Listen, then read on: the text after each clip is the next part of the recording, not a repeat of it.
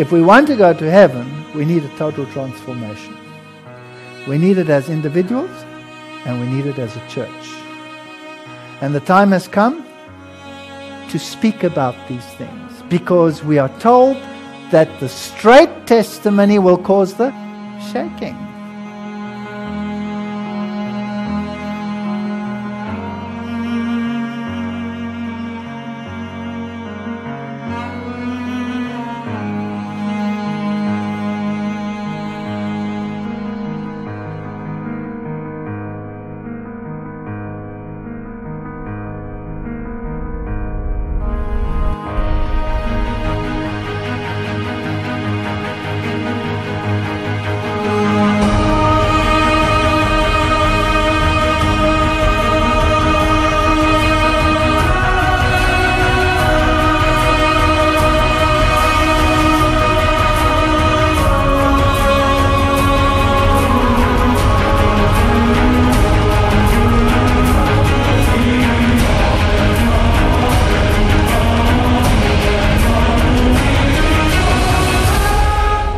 We will have to have a total transformation.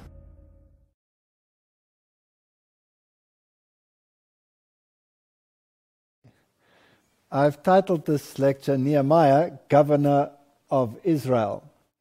Eu intitulei esta palestra Neemias, governador de Israel.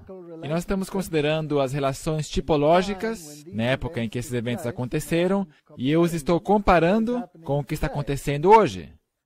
O nosso verso áureo dessa série, Romanos 12, verso 2, e não sede conformados com este mundo, mas sede transformados pela renovação do vosso entendimento,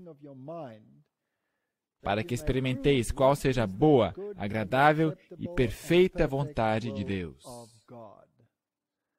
Agora a pergunta que eu faço é, quem que nos guia a toda a verdade? Porventura não é o Espírito Santo que nos guia a toda a verdade. E vamos dar uma olhada em alguns paralelos no livro de Neemias. E vamos dar uma olhada na função do Espírito Santo em relação com a sua função.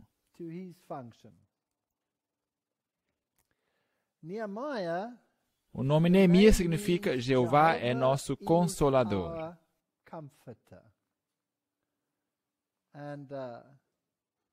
O Espírito Santo também é chamado de quê? O Consolador. Portanto, a obra de Neemias serve de tipo para a obra do Espírito Santo. E temos aí interessantes paralelos com as funções do Espírito Santo nos eventos finais. Portanto, se nós damos uma olhada na sua vida e como ele operou, e o que ele fez, e nós damos uma olhada no final dos tempos, podemos então enxergar e reconhecer paralelos. Nós lemos no livro Atos dos Apóstolos, desde o princípio, Deus tem operado por seu Espírito Santo, mediante agentes humanos, para a realização de seu propósito em benefício da humanidade caída. Isto se manifestou na vida dos patriarcas. Sabe, nós temos pessoas hoje em dia que dizem que o Espírito Santo era algo novo, apareceu no Pentecostes. Mas é óbvio que não, porque aqui diz que eles eram guiados pelo Espírito. E também Davi fala sobre o Espírito. Ele disse, por favor, não retires de mim o teu Santo Espírito. As manifestações que aconteceram no Pentecostes era algo novo, porque era o poder para representar a Cristo como o Messias. Mas o Espírito sempre existiu.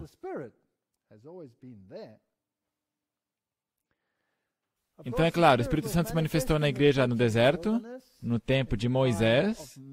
Diz, também deu Deus seu bom Espírito para os ensinar. Neemias 9:20. E nos dias dos apóstolos, ele atuou poderosamente por sua igreja através do Espírito Santo.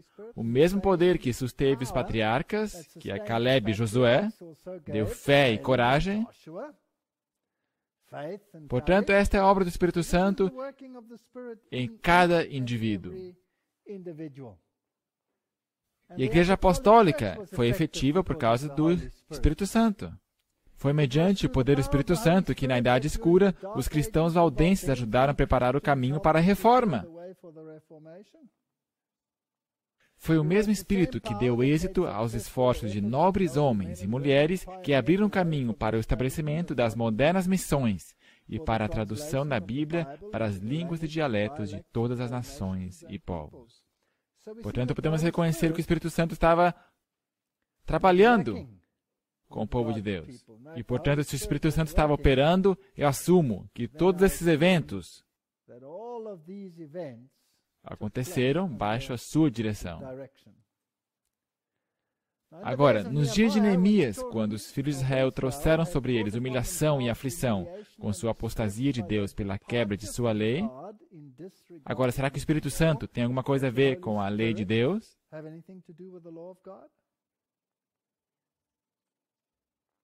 Bem, não é ele que convence da justiça e do juízo? E qual que é a norma do juízo? É sempre a lei. O Senhor mostrou a seu povo rebelde que eram dependentes dele para prosperidade e segurança. Mas mesmo assim, estava de olho neles. Eram fraquinhos, expostos às assolações de seus inimigos. Apesar disto, eram os guardiões da adoração do verdadeiro Deus. Portanto, é importante. Eles eram fraquinhos, estavam rodeados por seus inimigos, mas apesar disso, eles eram os guardiões da verdadeira adoração e deveriam preservar o conhecimento de sua lei até que o príncipe da paz viesse. Será que tem algum paralelo com os últimos dias aqui? Eu vejo um paralelo. Neemias foi o instrumento escolhido por Deus para operar uma reforma entre o povo. E a reforma somente pode vir através da agência do Espírito Santo. Portanto, aqui nós temos uma tipologia na vida de Neemias. Isso era para livrá-los da opressão de seus inimigos. As circunstâncias eram desencorajadoras, mas Neemias era um homem de coragem e fidelidade. Ele fez com que o povo fosse instruído na lei que tinham quebrado. Porventura, não é uma das funções do Espírito Santo guiar a toda a verdade? Portanto, instruções. Você percebe que os paralelos com Neemias. E ainda hoje, ela continua, Deus está usando sua igreja para tornar conhecido o seu propósito na terra. Hoje os arautos da cruz vão de cidade em cidade e de lugar em lugar, preparando o caminho para o segundo advento de Cristo. Aqui havia uma preparação para o primeiro advento, a primeira vinda. Aqui temos uma preparação para o segundo advento. A norma da lei de Deus está sendo exaltada. Outra vez. O Espírito do Onipotente está movendo o coração dos homens, e os que respondem a essa influência tornam-se testemunhas de Deus e de sua verdade. Em muitos lugares podem ser vistos homens e mulheres consagrados, comunicando a outros a luz que lhes iluminou o caminho da salvação mediante Cristo. E enquanto deixam sua luz brilhar, como fizeram os que foram batizados com o Espírito no dia do Pentecostes, recebem mais e mais poder do Espírito. Assim é a terra iluminada com a glória de Deus. Esses paralelos exigem nosso estudo meticuloso. Por outro lado, há alguns que, em vez de aproveitar sabiamente as oportunidades presentes, estão esperando indolentes para alguma ocasião especial de refrigério espiritual, pelo qual suas habilidades para iluminar outros sejam grandemente aumentadas. Esses negligenciam os deveres e privilégios do presente e deixam que sua luz se apague, enquanto esperam por um tempo em que, sem nenhum esforço da sua parte, sejam feitos os recipientes de bênçãos especiais, pelas quais serão transformados e tornados aptos para o serviço. Então você ouve pessoas dizendo, eu posso descansar, eu não tenho que sair e fazer isso e aquilo. Quando o Espírito Santo for derramado no Pentecostes, então eu farei a minha obra.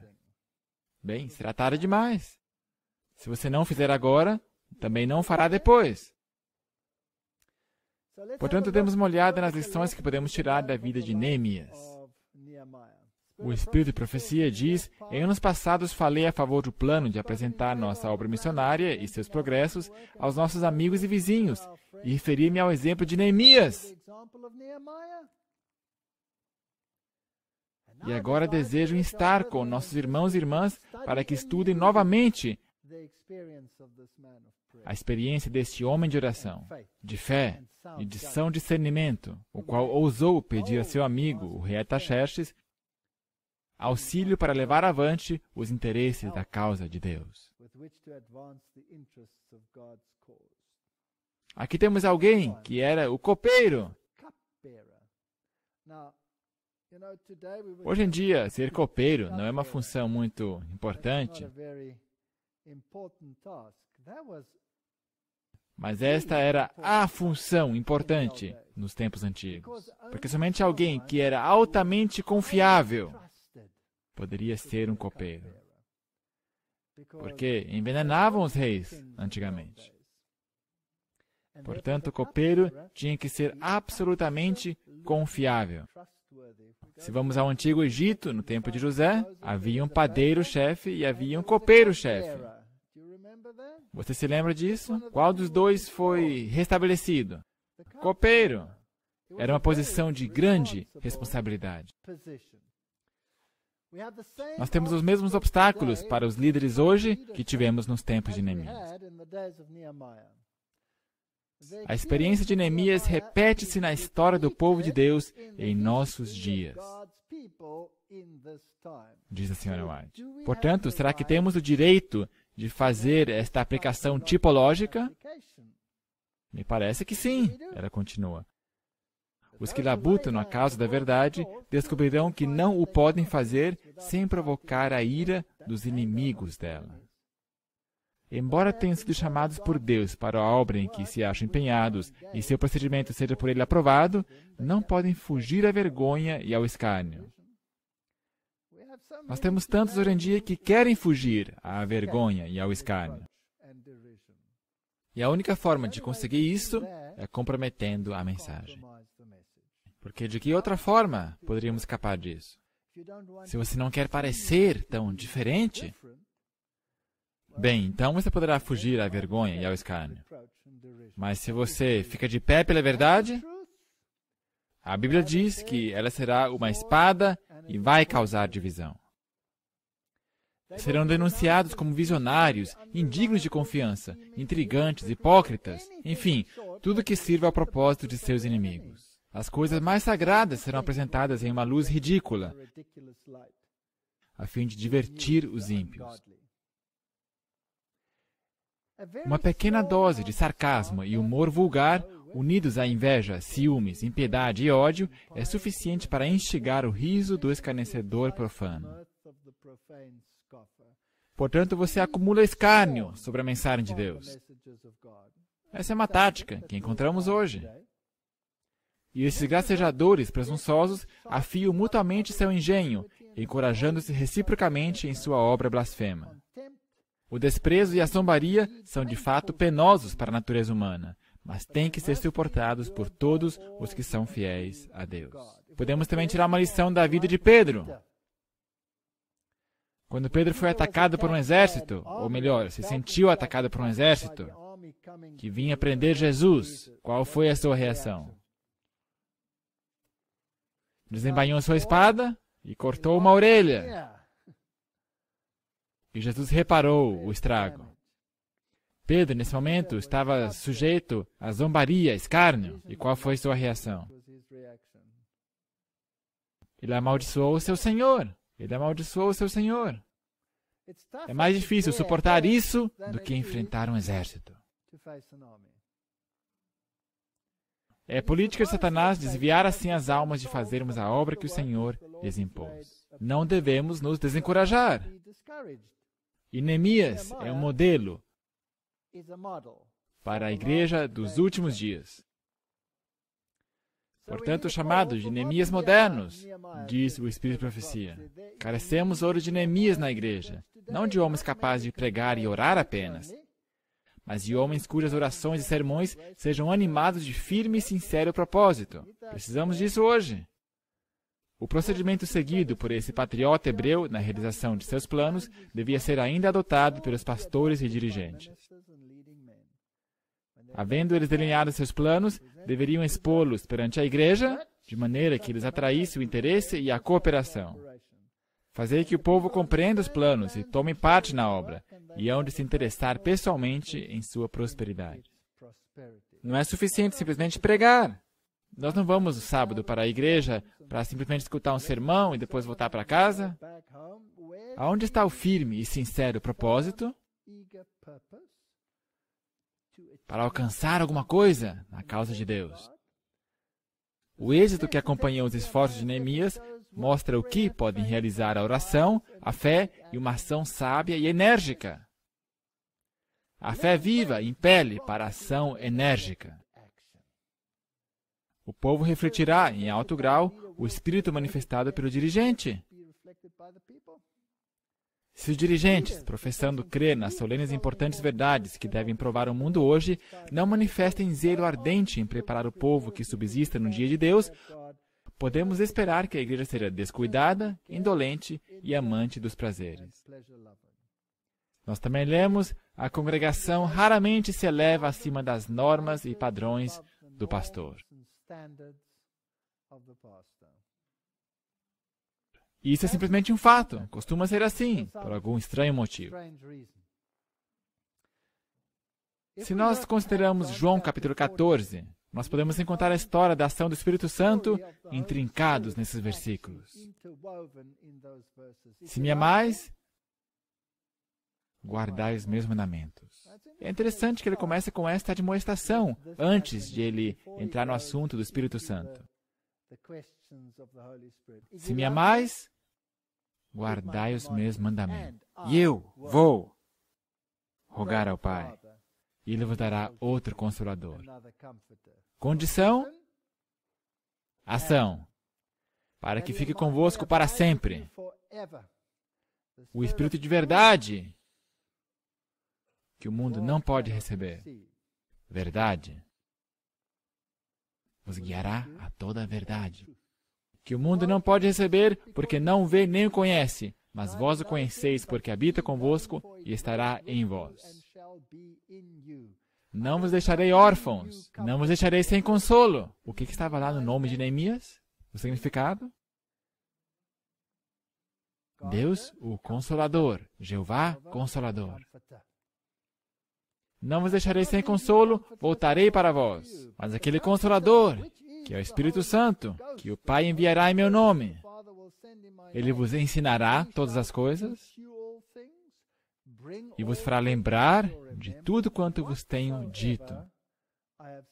Mas quando vier o Consolador, que eu da parte do Pai vos hei de enviar, aquele Espírito de verdade, que procede do Pai, ele testificará de mim. E por isso que me admiro tanto com esta teologia moderna, onde as pessoas cantam todas essas músicas ao Espírito Santo e adoram o Espírito Santo. Espírito, queremos te adorar, isso e aquilo. É admirável. E as decisões do Segundo Concílio do Vaticano para descobrir esse aspecto da divindade e fazê-lo proeminente em nosso tempo. Não, isso aí não é bíblico. Qual que é a função do Espírito? Testificar de Cristo. Aqui está o caminho, a verdade e a vida. Aqui está a verdade. E se esse Espírito não testifica de Cristo, bem, então é outro Espírito. Se esse Espírito não exalta a terceira pessoa da divindade, então não está exercendo a função do Espírito. Porque diz que testificará de Jesus. Todavia, digo-vos a verdade, que vos convém que eu vá, porque se eu não for, o Consolador não virá a vós. Mas se eu for, eu vou-lo enviarei. Será que Jesus está voltando a essa terra antes de sua segunda vinda, ou será que ele estará voltando na sua segunda vinda? Somente por ocasião da segunda vinda, e o encontrareis no ar. Há pessoas hoje que dizem ter contato físico com Jesus ao ele caminhar entre os homens. Será que isto é bíblico? Não, isso é espiritismo. E achamos isso por toda parte, nos lugares mais estranhos. E quando vier, convencerá o mundo do pecado, O pecado é a transgressão da lei, da justiça e do juízo. E esses três são absolutamente essenciais para o tempo em que vivemos. Temos que saber o que é verdade, temos que ter uma religião cristocêntrica, temos que ter a sua justiça, porque nós somos transgressores da lei. E temos que morrer para o eu e andar em renovação mental e andar em renovação do entendimento. A velha pessoa pecaminosa tem que morrer. Se não morrer, bem, então você terá que enfrentar o teu pecado no dia do julgamento. Deus não quer destruir a ninguém no juízo. Ninguém. Porque Ele não veio julgar o mundo, mas salvá-lo.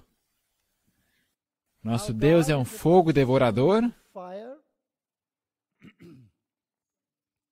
Ele vai consumir o pecado. Se você se apegar ao pecado, o que vai acontecer? Você será consumido com ele. Se você abandonar o pecado, você vai permanecer de pé no juízo. Nada vai acontecer. Porque nós temos um advogado. Como é que vai ser quando o Espírito da Verdade vier? Ele te guiará a toda a verdade. Portanto, aqui estão todos os aspectos. Porque não falará de si mesmo, mas dirá tudo o que tiver ouvido, e vos anunciará o que há de vir. É profético. E aquele que guarda os seus mandamentos, nele está, e ele nele. E nisto conhecemos que ele está em nós, pelo Espírito que nos tem dado. E nós somos testemunhas acerca dessas palavras. Nós e também o Espírito Santo, que Deus deu àqueles que lhe obedecem. Portanto, sem obediência, falso Espírito Santo. Com obediência aos preceitos divinos, verdadeiro Espírito Santo. Então, todos esses parâmetros de como ele funciona vão entrar em operação. Muitos que lerem Neemias vão achar que suas ações eram severas para padrões modernos. Porventura, ele não atacou fisicamente algumas pessoas? Sim.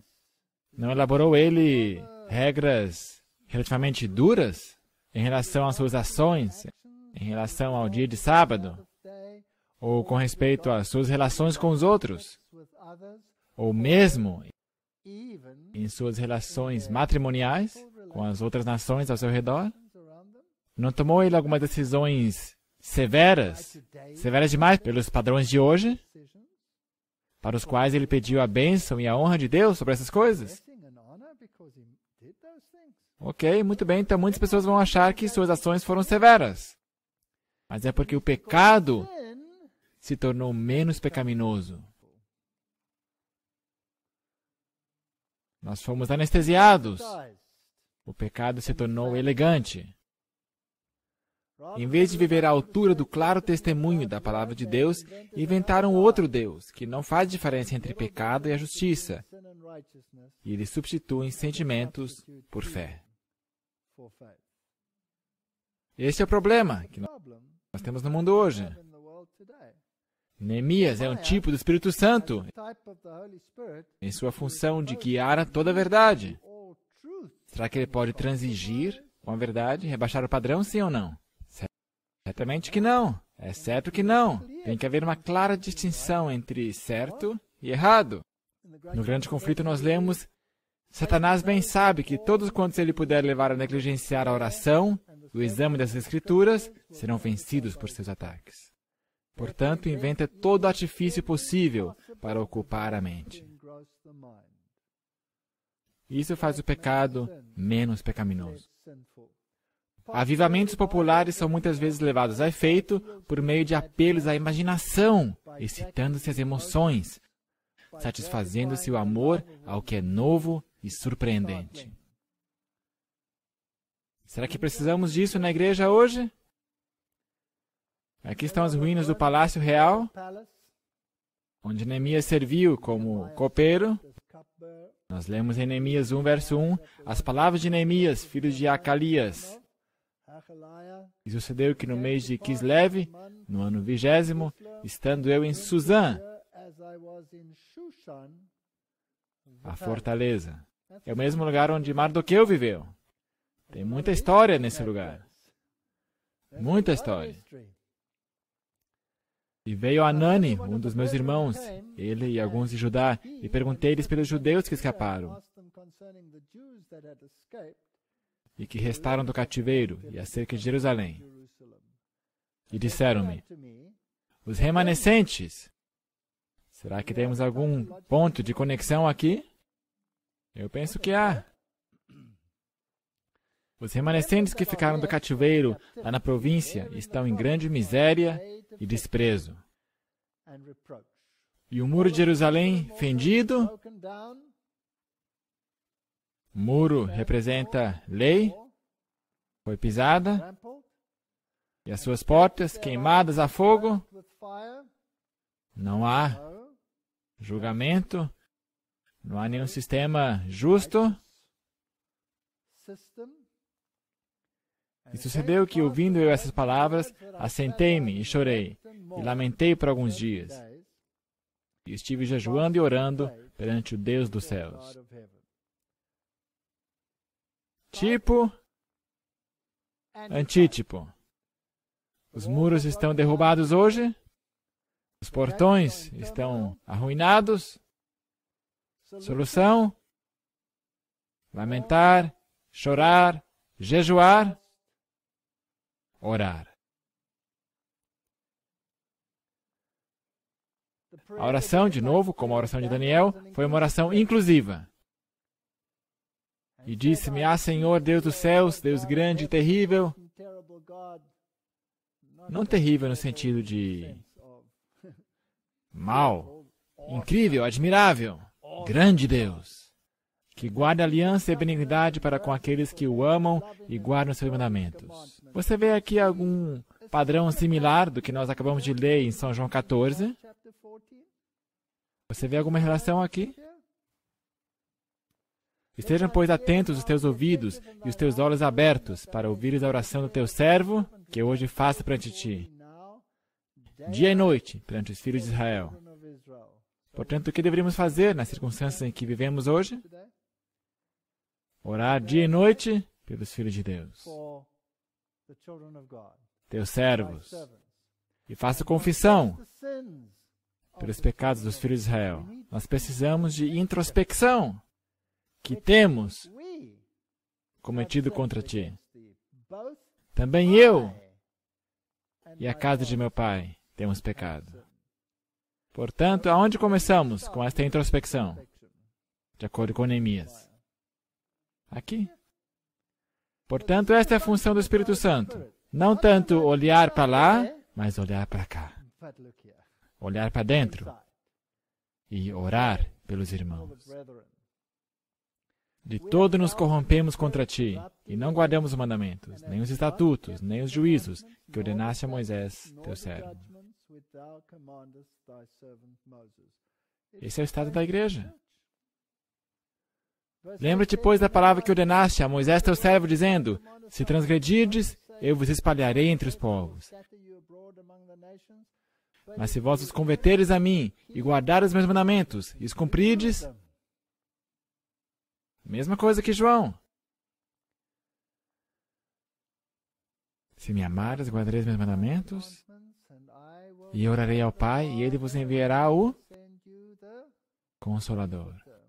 Também o Espírito Santo, que deu àqueles que lhe obedecem.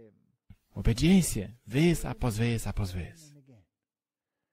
Então, ainda que os vossos rejeitados estejam na extremidade do céu, de lá os ajuntarei, e os trarei ao lugar que tenho escolhido para ali fazer habitar o meu nome. E estes são os teus servos e o teu povo, que resgataste com a tua grande força e com tua forte mão.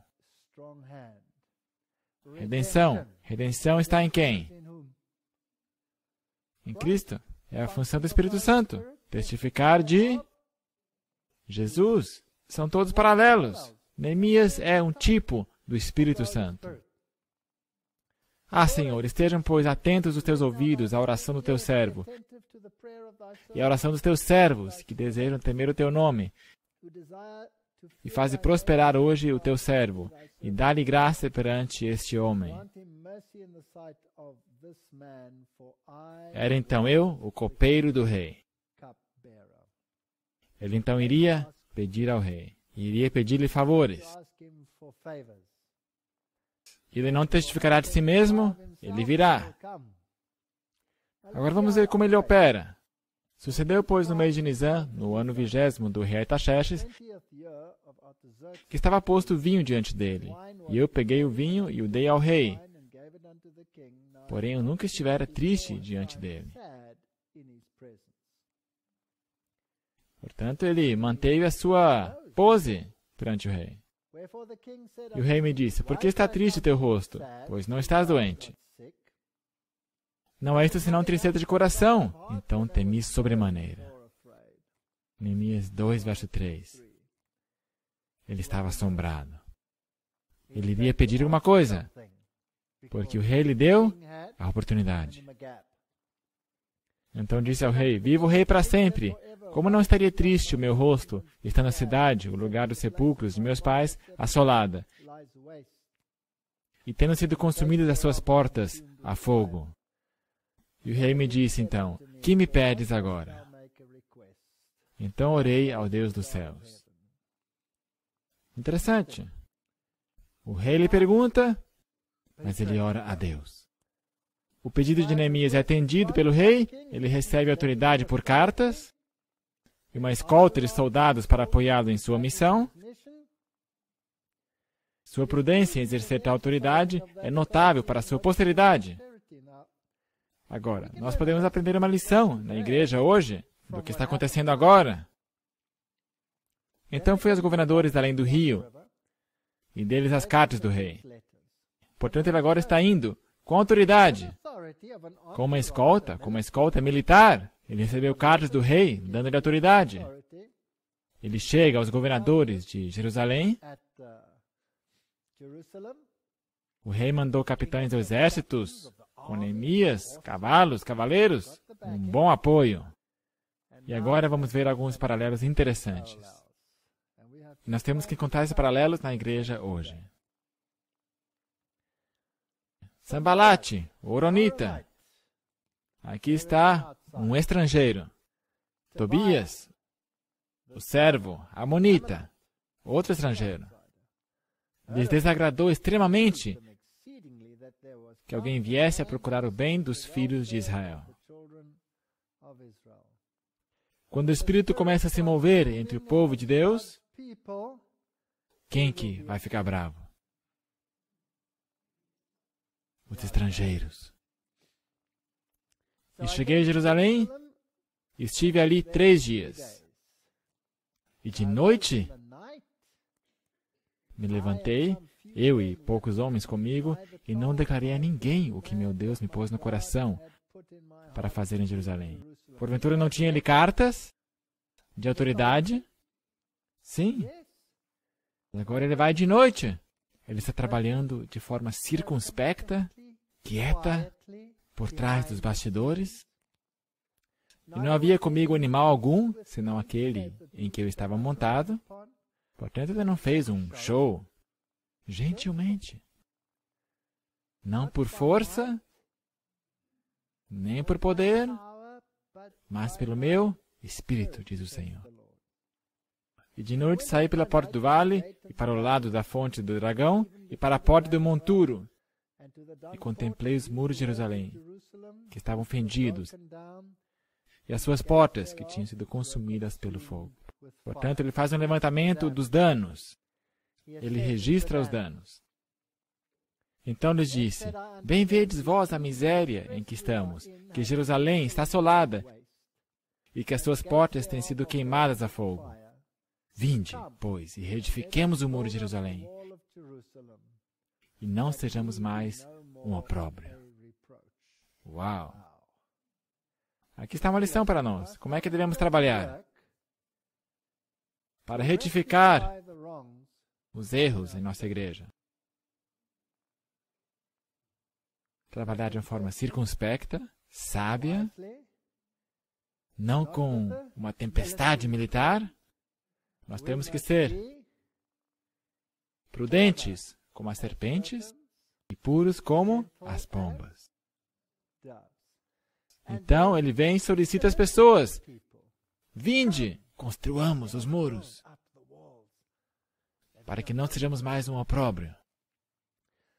Mas, ouvindo isto, Sambalate, Horonita, temos uma repetição aqui, e Tobias, o servo, a Amonita, Gesem, o árabe, o que está acontecendo agora? A oposição aumentou. Tem mais pessoas se juntando. Ouvindo isto, zombaram de nós e desprezaram-nos e disseram: que é isso que fazeis? Quereis rebelar-vos contra o rei? E agora estamos lidando com assuntos legais.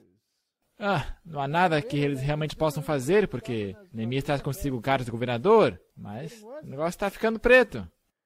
Então lhes respondi e disse: o Deus dos céus é que nos fará prosperar. E por isso nós, seus servos, nos levantaremos e edificaremos.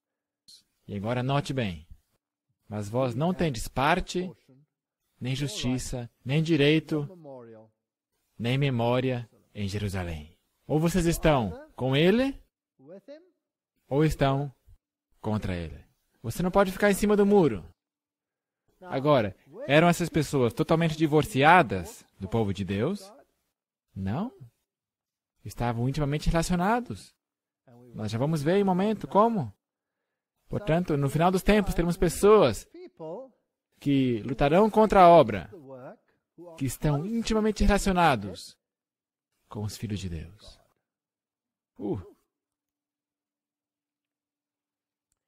Neemias então conclama as forças desalentadas. Espírito de profecia. Em segredo e em silêncio, Neemias completou o circuito dos muros. Declara ele: não souberam os magistrados aonde eu fui, nem o que eu fazia, porque ainda até então, nem aos judeus, nem aos nobres, nem aos magistrados, nem aos mais que faziam a obra, tinham declarado coisa alguma. Há uma obra a ser feita. Trabalhemos de forma gentil e circunspecta. Nesse penoso exame, não desejava ele atrair a atenção nem de amigos nem de inimigos, para que não se criasse uma agitação e surgissem boatos que pudessem derrotar, ou pelo menos estorvar sua obra. Neemias dedicou o restante da noite à oração. De manhã teria de fazer sério esforço para despertar e unir seus compatriotas desanimados e divididos. Esse é o nosso trabalho. Nosso povo não está somente dormindo, está anestesiado. Já percebeu isso? Não? Anestesiado.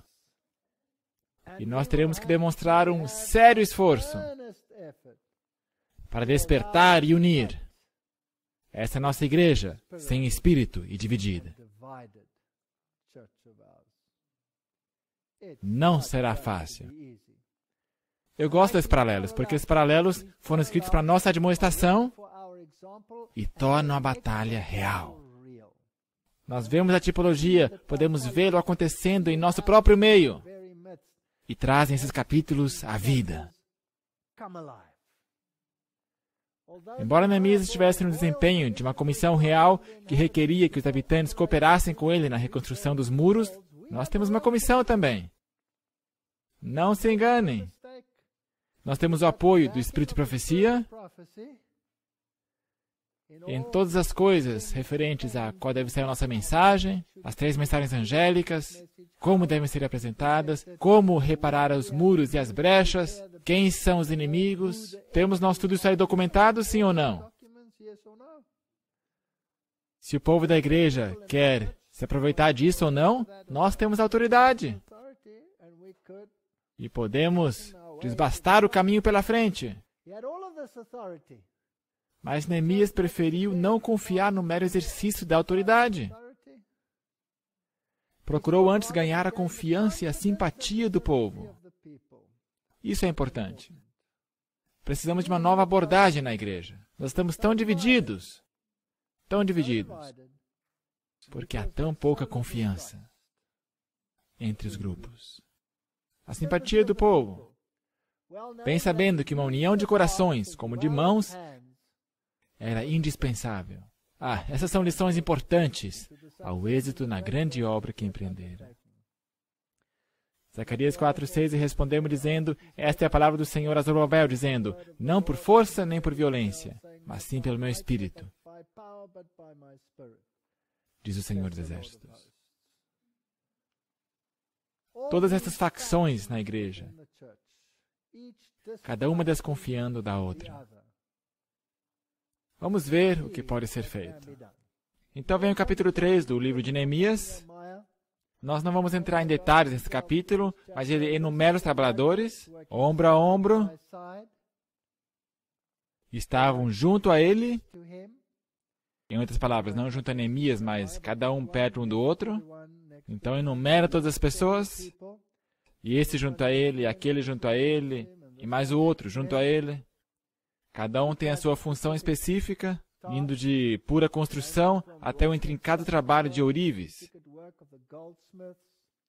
Alguns trabalhavam pesado, já outros eram diferentes. Neemias 3, verso 5. E ao seu lado repararam os tecoitas. Porém, os seus nobres não submeteram a serviço de seu senhor.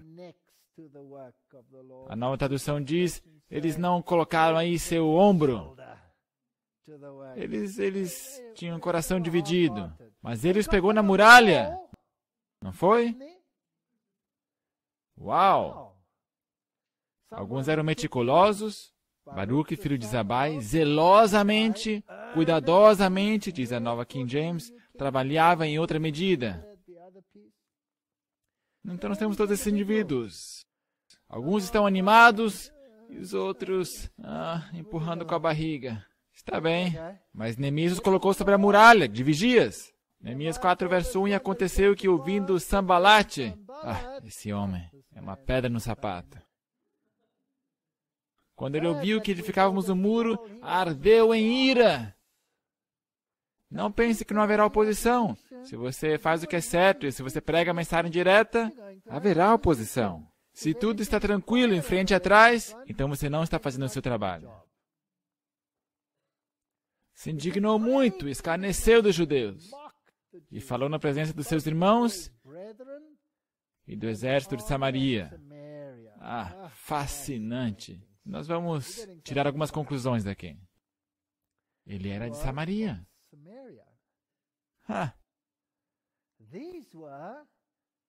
Esses eram membros das 10 tribos que tinham sido elevadas ao exílio, se misturaram e tinham influências babilônicas, até que chegaram ao ponto de misturar a religião dos judeus com a religião dos babilônios. Praticavam sincretismo, portanto.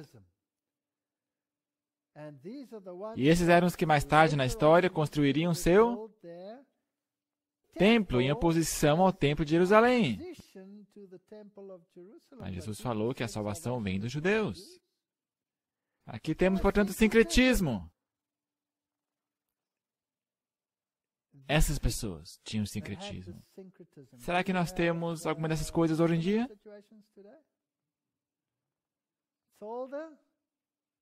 Portanto, todas as igrejas irmãs aí fora, que se recusam a abandonar os aspectos de sua adoração pagã.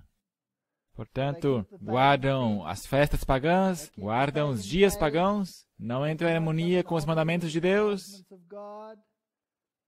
Portanto, esses são os que estão gritando aí fora. São esses. O que esses frangotes judeus pensam que estão fazendo? Fortificar-se-ão? Sacrificarão? Acabá-lo-ão num só dia? Vivificarão dos montões do pó e as pedras que foram queimadas? Será que nós temos montões de entulhos em nossos dias? Eu estou convencido que foram queimados. E agora vem esse outro.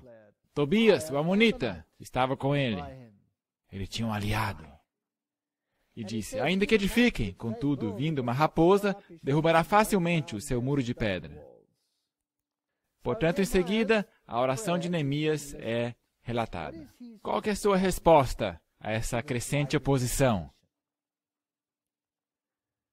Ouve, ó nosso Deus, que somos tão desprezados. e torna o seu opróbrio sobre a sua cabeça, dá-los por presa na terra do cativeiro. E não cubras a sua iniquidade, e não se risque de diante de ti o seu pecado. Esta é uma oração potente. E o pecado contra o Espírito Santo é o pecado que não será apagado. Ou seja, o pecado contra o Espírito Santo é tratar aquilo que é de Deus como se fosse do diabo. É aí que você comete o pecado contra o Espírito Santo. Não quando você faz uma coisa que fere a Deus. Não quando você se rebela. Não quando você vai para uma boate. Não quando você se torna um drogado. Não quando você abandona a igreja e diz a Deus: me deixa sozinho, não quero ter nada a ver contigo. Eu quero ter alegria. Eu quero ir e fazer dessa vida um carnaval. Eu sei qual é a verdade, mas me deixa sozinho. É este o pecado contra o Espírito Santo? Não. Não. Todo pecado será perdoado ao homem, mas o pecado contra o Espírito Santo não será perdoado. Se você se rebela e chega ao ponto de dizer: me deixem em paz, vocês aí que querem pregar a justificação pela fé, vocês estão do diabo. É aí que você está pisando em terreno perigoso. Isto é perigoso. Portanto, essas pessoas diziam: esta obra não é de Deus, esta obra é do diabo. Perigoso. Pois que te irritaram na presença dos edificadores. Porém, edificamos o muro, e todo o muro se fechou até a sua metade, porque o coração do povo se inclinava a trabalhar. E sucedeu que Sambalate, eles continuam aparecendo, e Tobias, e os árabes, e os amonitas, e os asdoditas. O que está acontecendo? Eles estão aumentando em número. Que tanto ia crescendo a reparação dos muros de Jerusalém, que já as rupturas se começavam a tapar, iraram-se sobremodo. E o que fizeram? Esta palavra aqui é suja, mas eu vou usá-la da mesma forma. O que fizeram? Conspiraram entre si para virem guerrear contra Jerusalém e para os desviarem do seu intento. Portanto, aqui temos uma conspiração acontecendo por trás dos bastidores. Estão se juntando e fazendo planos secretos de como erradicar a obra. Arme uma guarda contra os samaritanos e seus parceiros de aliança mundana. Seria esta uma conclusão razoável? Fortifique, vigie, se trata de uma guerra contra os principados e potestades e seus agentes humanos. Bem, se você prega a verdade, você não tem que ter medo das consequências. Faça o que é correto, deixe as consequências com Deus. Apesar disso, diz Neemias 4, verso 9, nós oramos a nosso Deus e pusemos uma guarda contra eles, de dia e de noite, por causa deles. Ok, vamos colocar isso no contexto moderno. Eu pergunto, é correto ser um vigia sobre as muralhas de Sião para ver o que o inimigo está fazendo? Sim ou não? Ou será que é pregação de ódio? Ou será que é politicamente incorreto? Ou será que é isso que nós temos que fazer? Nós temos que fazê-lo. Pode não ser popular entre aqueles que buscam amizade com os Tobias e Sambalates de nossos dias. Mas tem que ser feito. Temos que montar guarda. Então disse Judá, já desfalecem as forças dos carregadores. E o entulho é muito. Eu gosto disso. E nós não poderemos edificar o muro. Aqui temos desânimo. E disseram, porém, aos nossos inimigos, nada saberão disto, nem verão, até que entremos no meio deles e os matemos. Assim faremos cessar a obra. Portanto, aqui nós temos medo. Medo dos de fora. O Espírito Santo vai eliminar o medo. E é por isso que Neemias é chamado de ousado, em face de toda esta oposição. E nós veremos que ele tem que conhecer a sua Bíblia e a palavra de Deus, porque há uma pequena coisa que é absolutamente essencial. E isto é discernimento. Nós já vamos ver isso. Já vamos ver o que vai acontecer. E sucedeu que, vindo judeus que habitavam entre eles, nos disseram 10 vezes, de todos os lugares, tornarão contra nós. Portanto, há essas advertências de dentro. Vez após vez após vez. Não faça isso. Não cause essa confusão. Eles vão cair sobre nós. Você está causando um tempo de angústia antes do tempo. Já escutaram essa? Então pus guardas nos lugares baixos, por detrás do muro e nos altos, e pus ao povo pelas suas famílias, com as suas espadas, e com as suas lanças, e com os seus arcos. Esteja armado. Esteja pronto, esteja preparado, na hora e fora de hora, para dar razão da fé que há em ti. Esteja armado. E olhei e levantei-me e disse aos nobres, aos magistrados e aos restantes do povo: não os temais. A fé perfeita elimina o medo. Lembrai-vos do grande e terrível Senhor, e pelejai pelos vossos irmãos, vossos filhos, vossas mulheres e vossas casas. E sucedeu que, ouvindo os nossos inimigos, que já o sabíamos, e que Deus tinha dissipado o conselho deles, desculpa, a conspiração que estava acontecendo por trás dos bastidores, foi exposta, sim ou não? Foi? Foi exposta? Todos voltamos ao muro, cada um à sua obra. Estamos vivendo em tempos solenes. Quem que deve voltar à muralha para vigiar? Todos. E sucedeu que, desde aquele dia, metade dos meus servos trabalhava na obra e metade deles tinha as lanças, os escudos, os arcos e as couraças, e os líderes estavam por detrás de toda a casa de Judá. Portanto, agora, há união.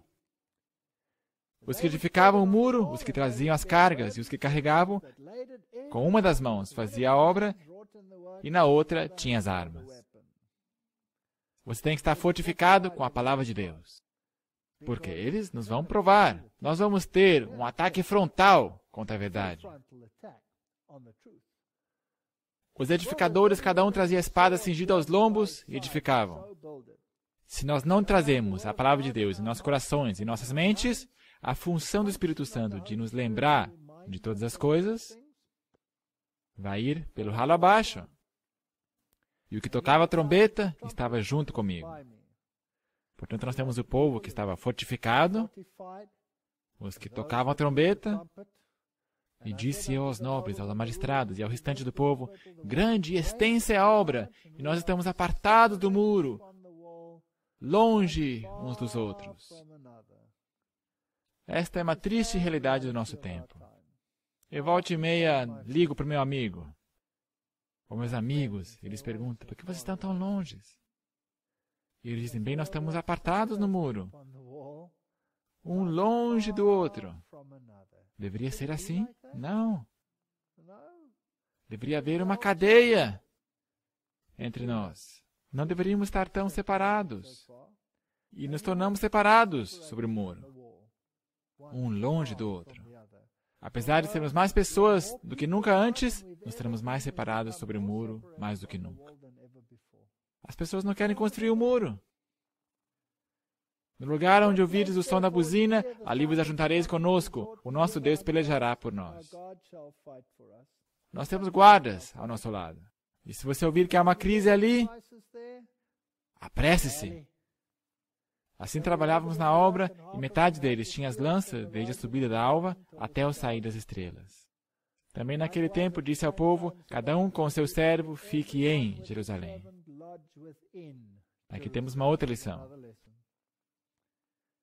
Permaneça na igreja. Se aloje em Jerusalém. Não vá lá fora. Não temos nada que fazer lá fora. É muito perigoso lá fora de Jerusalém. Permaneça na igreja, antitípica, para que à noite nos sirvam de guarda e de dia na obra. E nem eu, nem meus irmãos, nem meus servos, nem os homens da guarda que me seguiam, largávamos as nossas vestes. Somente as tirávamos para lavar. Há uma lição espiritual. Êxodo 12, 11. Assim, pois, o comereis, os vossos lombos cingidos, os vossos sapatos nos pés, o vosso cajado na mão, e o comereis apressadamente. Esta é a Páscoa do Senhor. E esta Páscoa é um tipo do libertamento do povo de Deus. E tem uma realidade espiritual. Da mesma forma, temos que estar cingidos e preparados, porque o Senhor está vindo em breve. O sangue do Cordeiro tem que estar na soleira e nos batentes do coração. Uma interessante história que eu vi. A ombreira é feita de rocha. Os hebreus escreviam seus nomes, geralmente nessa parte, porque era de rocha. Talhavam os seus nomes nessa parte, geralmente os egípcios, porque era feito de rocha. Nomes talhados na rocha, pensavam que tinham vida eterna, se o seu nome estava talhado na rocha. Mas Jesus tomou esse seu símbolo e o cobriu com o seu sangue. E com isso dizendo, vocês somente são salvos pelo sangue do Cordeiro. Então sim, os vossos nomes estão escritos na rocha. Bonito! Portanto, nós temos que estar preparados, temos que estar prontos, em estação e fora de estação, para dar uma resposta e uma razão do que cremos.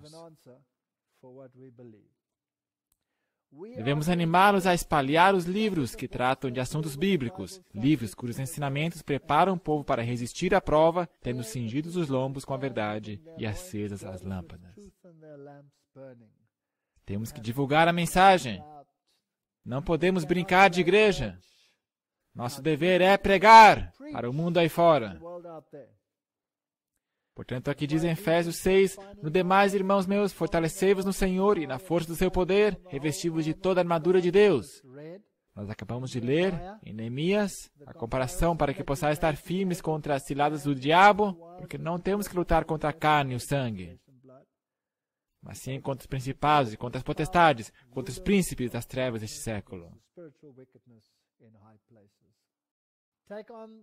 Portanto, tomai toda a armadura de Deus, para que possais resistir no dia mau. E havendo feito tudo, ficar firmes. Estai, pois, firmes, tendo cingido os vossos lombos com a verdade e vestida a couraça da justiça. E calçados os pés na preparação do evangelho da paz, tomando sobretudo o escudo da fé, com o qual podereis apagar todos os dardos inflamados do maligno, o capacete da salvação, a espada do Espírito, que é a palavra de Deus. Aqui nós temos a aplicação espiritual do que nós vimos no livro de Neemias.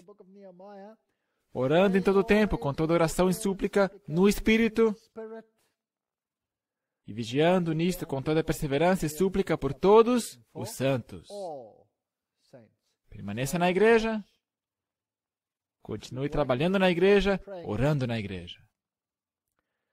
Se nós vamos a Neemias capítulo 5, ali se adverte contra o abuso do povo de Deus pelo povo de Deus. Fascinante. Lamentavelmente, muitos saem do mundo onde eles pisavam outros só para serem pisados pelo povo de Deus. Não é uma realidade? Não existe domínio autoritário sobre o povo. Foi, porém, grande o clamor do povo e de suas mulheres contra os judeus, seus irmãos. Neemias 5, verso 1. Eram exatores, abusavam deles. Ouvindo eu, pois, o seu clamor e essas palavras, muito me indignei, e considerei comigo mesmo. E aqui em James diz, depois de séria consideração, diz a nova King James, só para colocar isso em perspectiva. Depois repreendi os nobres magistrados e lhes disse, sois usurários, cada um para com seu irmão. Convoquei contra eles uma grande assembleia. Nós temos que nos perguntar a nós mesmos, será que nós estamos abusando dos irmãos na igreja?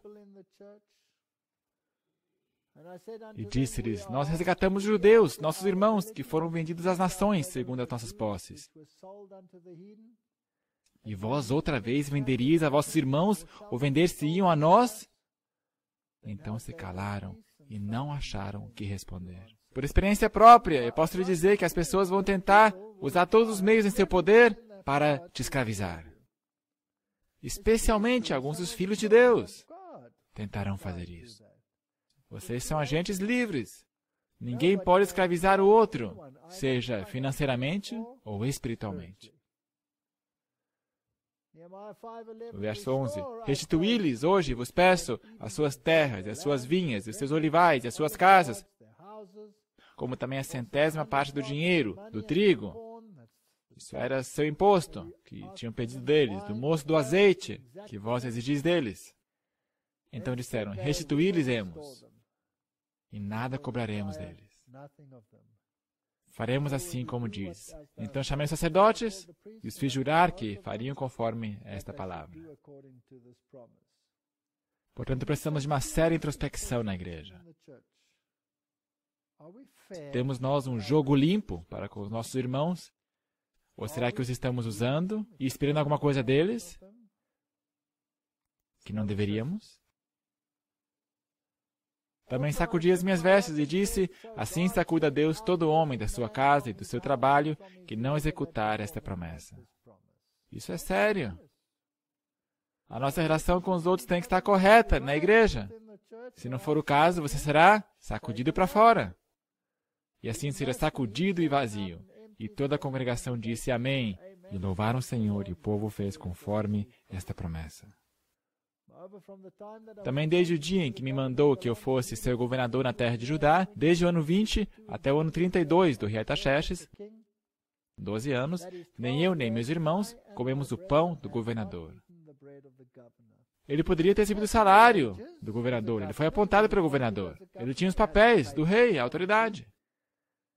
Ele não fez, porque senão ele teria que se justificar perante o seu próprio povo.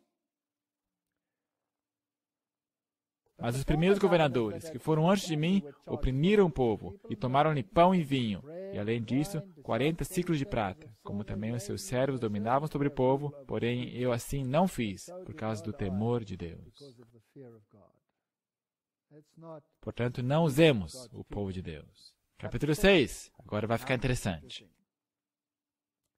Mais tentativas para entravar a obra. Mas Deus está sempre um passo à frente e nada lhe está oculto. Sucedeu que, ouvindo Sambalate, Tobias, Gesem, o árabe e o resto dos nossos inimigos, já são demais. Simplesmente coloque-os no pacote aí do resto. Quando viram que eu tinha edificado o muro e que nele já não havia brecha alguma, ainda que até esse tempo não tinha posto as portas nos portais. E Sambalate e Gesem mandaram dizer-me, vem e congreguemos-nos juntamente nas aldeias, no vale de Ono. Porém, tentavam fazer-me mal. Será que nós temos convites como esses em nossa igreja? Vem e congreguemos-nos e vamos ter uma reunião ecumênica para ver se podemos resolver algumas de nossas questões. Para ver se vocês são de fato uma igreja evangélica. Vamos ver se vocês fazem isso ou aquilo. Ok. E envie-lhes mensageiros a dizer, faço uma grande obra, de modo que não poderei descer. Não temos parte nisto. E hoje em dia, adoramos fazer isto. Porque cessaria esta obra, enquanto eu a deixasse e fosse ter convosco. E do mesmo modo, enviaram a mim 4 vezes. E da mesma forma, lhes respondi. Não se deveria tentar ver demais nos números, na numerologia. 4 é o número do mundo, 5 é o número do homem, os 5 sentidos, etc, etc. Interessante. Então Sambalate ainda pela 5ª vez me enviou o seu servo. Pela 5ª vez, com uma carta aberta na sua mão. Então escreveram uma carta aberta. Será que nós fazemos isso também em nossa igreja? Sim, nós escrevemos cartas abertas. Até eu já escrevi uma carta aberta. Mas eu só escrevi uma carta aberta em resposta a acusações abertas. Porque assuntos públicos podem ser tratados publicamente. E devem ser tratados em alguns casos. E Sambalate pela 5ª vez me enviou e veio com uma carta aberta. Onde estava escrito, entre os gentios se ouviu. E Gesem diz, tu e os judeus intentais rebelar-vos. Era verdade isso? Não. Portanto, nós temos cartas abertas vagando por aí com um monte de mentiras nelas. Também temos isso hoje. E por esta causa edificas o muro, e tu te farás rei deles, segundo essas palavras. E que puseste profetas para pregarem de ti em Jerusalém, dizendo: Este é o rei de Judá, de modo que o rei o ouvirá.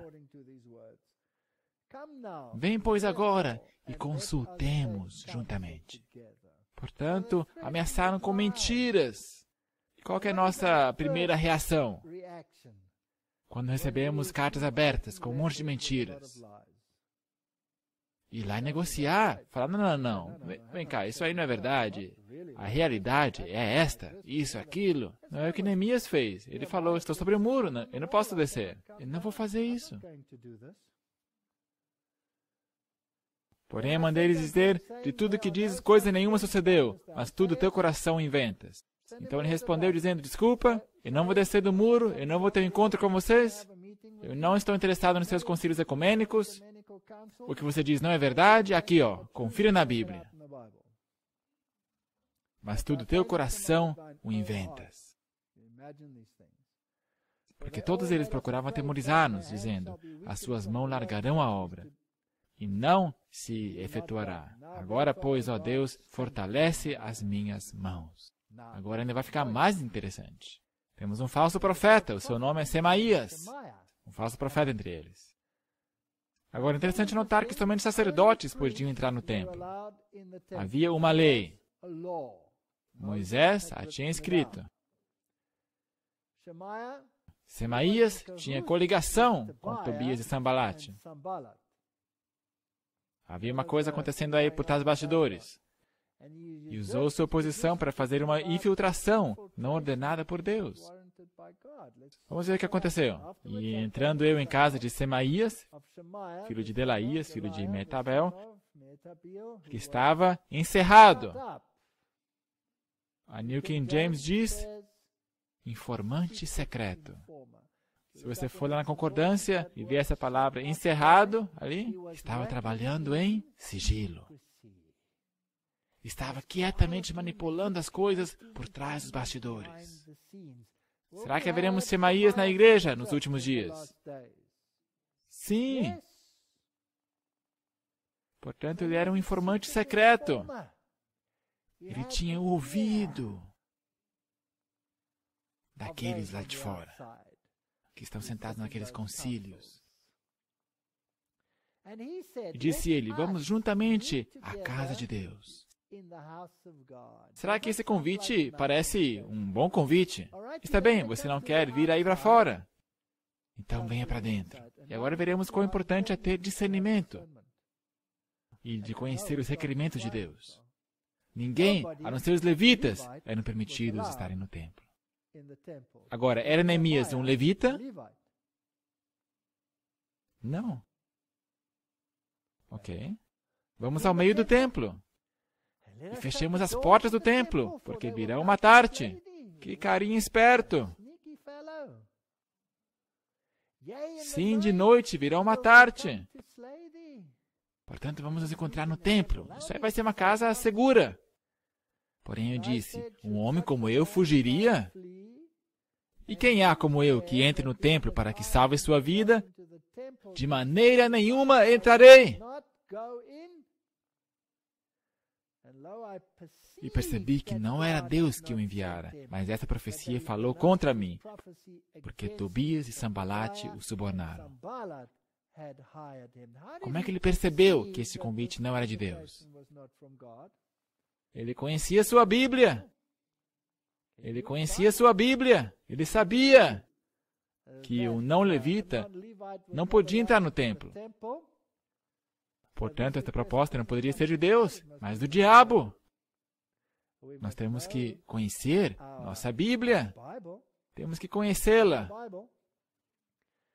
Portanto, para isto subornaram, para me atemorizar. Para que assim fizesse, o quê? Pecasse. Para que tivesse alguma causa para me infamarem e assim me vituperarem. Eles iriam dizer, olha para esse homem aqui, supostamente representa Deus, mas olha só o que ele está fazendo. Isso vai contra Deus. Não é isso que vão tentar fazer com a gente? Lembra-te, meu Deus, de Tobias e de Sambalate, conforme essas suas obras. E também da profetisa Noádia e dos mais profetas que procuram atemorizar-me.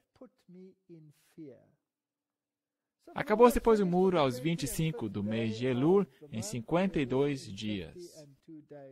E sucedeu que, ouvindo todos os nossos inimigos, todos os povos que havia em redor de nós, temeram. E abateram-se muito a seus próprios olhos, porque reconheceram que o nosso Deus fizera esta obra. Eu fui tão encorajado em minha própria vida. Quando a oposição era maior, me diziam, deixa isso aqui de fora, deixa aquilo lá de fora, não faça isso, não permita aquilo. Mas a mensagem que finalmente vai sair ao mundo é a mensagem dos 3 anjos. A oposição não está gritando isso nos canais de televisão do mundo. É a mensagem do 3º anjo que está saindo. Você já percebeu isso? Você não pode fazer nada contra a verdade, somente pode fazer alguma coisa a favor da verdade. Portanto, apostasia e conivência, mesmo entre os que estavam erigindo o muro. Você vai encontrar isso em nossa igreja também. Mas tem de bom ânimo. Se você faz o que é certo, Deus está no controle. Nada vai acontecer. A Bíblia diz, pelos frutos os conhecereis. Está a mensagem sendo pregada, trazendo almas ao reino de Deus? Ou será que está afastando almas do reino de Deus? São perguntas que nós temos que fazer a nós mesmos. Neemias 6:17. Também naqueles dias alguns nobres de Judá escreveram muitas cartas aos que iam para Tobias. Com licença, o que está acontecendo aqui? Os nobres de Judá estão escrevendo para Tobias. Estão tentando defender essa posição. Você acha que os nobres de Judá também estão escrevendo muitas cartas a Tobias hoje, tentando defender sua posição? Penso que sim. E as cartas de Tobias vinham para eles, porque muitos em Judá lhe eram ajuramentados. Ups! Ups! Porque era genro de Secanias, filho de Ará, e seu filho Joanã se casara com a filha de Mesulão, filho de Berequias. Portanto, estavam casados e tinham relações dentro da igreja, eram considerados como parte deles, mas não eram. Também as suas boas ações contavam perante mim, e as minhas palavras transmitiam a ele. Portanto, Tobias escrevia cartas para me atemorizar. Contavam as suas boas ações perante mim. Portanto, os anciãos vinham e lhe diziam, você tem que parar com essa bobagem. Tobias é uma boa pessoa. Ele está, de fato, do nosso lado. Estava ele do nosso lado, sim ou não? E o que Tobias fazia por trás das costas deles? Escrevia cartas para me atemorizar. Eu já recebi muitas cartas de Tobias. Agora, vamos conferir. Secanias era parente do sumo sacerdote. Tobias era descendente da tribo de Israel, de Samaria. Portanto, ele estava nesse grupo que praticava sincretismo.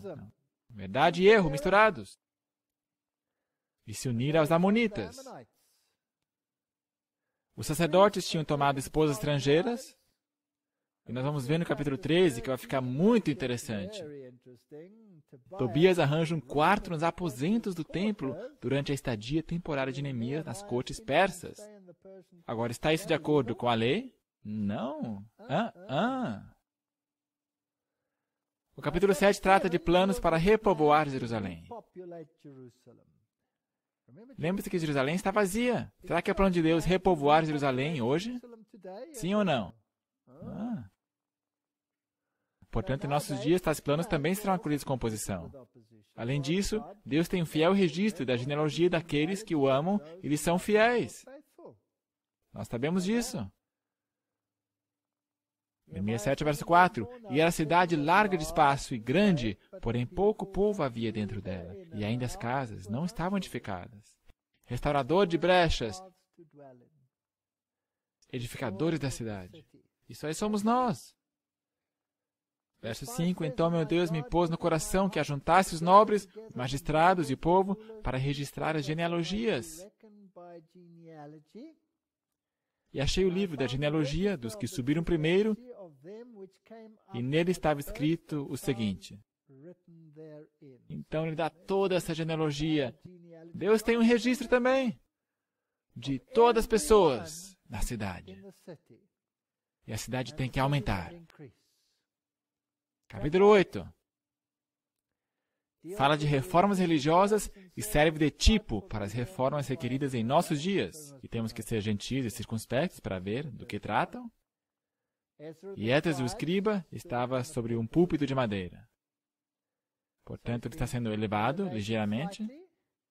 Ele tem que informar as pessoas sobre a verdade, que fizeram com um propósito. E em pé junto a ele, sua mão direita estava, e então menciona os nomes dos que estavam ao seu lado. E Esdras abriu o livro perante a vista de todo o povo, porque estava acima de todo o povo. Ele estava sobre uma plataforma, pregando, e abrindo ele, todo o povo se pôs em pé. E Esdras louvou o Senhor, o grande Deus, e todo o povo respondeu, Amém, Amém, levantando suas mãos, e inclinaram suas cabeças, rosto em terra, e adoraram o Senhor com os rostos em terra. Aqui está um ato de adoração e reverência. É interessante que esse tipo de pregação deva ser substituído por liturgia em nossos dias. O verso 7 diz, e menciona aí todos os nomes das pessoas ali, e os levitas faziam o povo entender a lei. Temos que voltar à Bíblia. E o povo estava no seu lugar. Nós temos que ter estudos bíblicos para entender quais são os assuntos em pauta. E leram no livro, na lei de Deus, e declarando, explicando o sentido, faziam que lendo se entendesse a leitura. Liturgia não vai fazer isso. A liturgia não vai ter esse efeito. A liturgia vai manter as pessoas ocupadas, criar um senso de excitamento, de sentimentos, mas ir de volta à Bíblia. É isso que a nossa igreja precisa. E Neemias, que era governador, e o sacerdote, o escriba, e os levitas que ensinavam ao povo, disseram a todo o povo, esse dia é consagrado ao Senhor vosso Deus. Então não vos lamenteis, nem choreis, porque todo o povo chorava, ouvindo as palavras da lei. E perceberam quão longe eles tinham caído. E disse-lhes mais, ide, comei as gorduras, e bebei as doçuras. Não gordura no senso da gordura que se tira, mas a gordura no sentido de abundância. Enviai porções aos que não têm nada preparado para si. Porque este dia é consagrado ao nosso Senhor. Portanto, não vos entristeçais, porque a alegria do Senhor é a vossa força.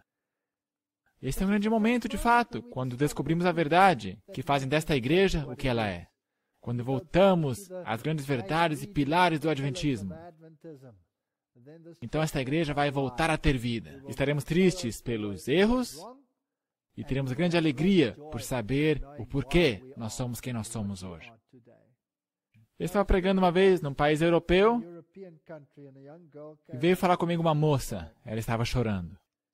E ela disse, obrigado, porque agora eu sei porque eu sou uma adventista do sétimo dia. Eu pensava que eu era uma em muitas, sem propósito, sem qualquer propósito. Mas nós temos um chamado. Nós temos uma mensagem para o nosso tempo. Nós somos especiais à vista de Deus. Não porque seremos bons, mas porque a mensagem é boa. Não somos simplesmente mais uma igreja aí fora. Temos uma mensagem. E todo o povo se foi a comer, a beber, a enviar porções, a fazer grande regozijo. Portanto, estamos comendo, bebendo a palavra de Deus e podemos enviar porções. Somente se você entende, pode enviar porções. Eu tenho certeza que essa moça voltou à sua casa e começou a pregar a mensagem. Você não acha que ela o fez?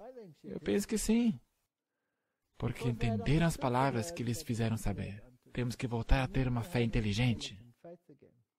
Eles leram, entenderam, choraram, rejubilaram e guardaram a festa dos tabernáculos. E isso é fascinante.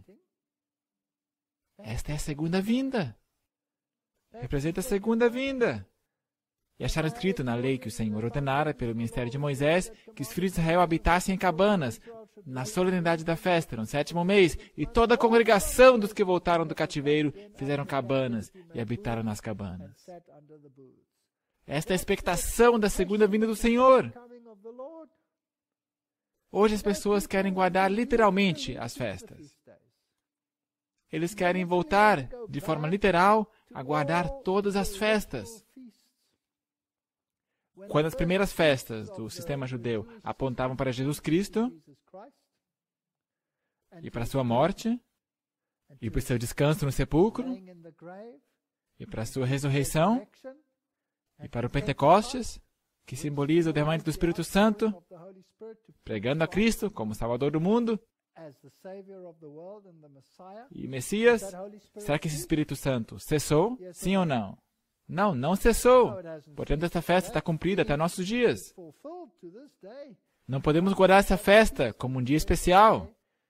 Então, as festas finais no calendário são o povo de Deus. A festa das trombetas, proclamando a mensagem do julgamento, 1844. O dia da expiação. No dia da expiação, as pessoas tinham que jejuar.